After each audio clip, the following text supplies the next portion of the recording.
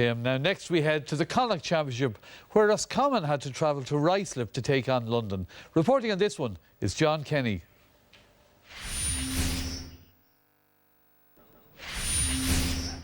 Roscommon faced London here in Ruislip for the first time since 2010 and on the back of Division 2 league title, as their opponents London finished bottom of Division 4 with only one win all campaign.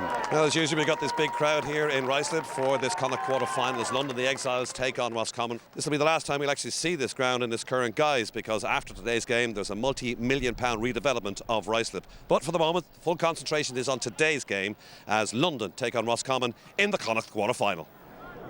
And playing with the strong breeze at their backs in the opening 35, Roscommon jumped out to an early 3-point lead. Cathal Shine, one of their early scorers.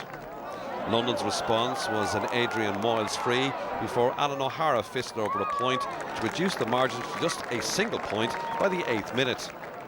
But then Roscommon scored 5 without reply, and with 10 minutes of the half remaining, they led by 8 points to 2.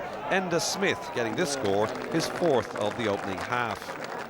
Thereafter, the side scored 3 points apiece. To the break, the pick of those, this one from distance from Lorcan Mulvey against the breeze, and the players went to the dressing rooms at half-time, with Roscommon leading by 11 points to 5.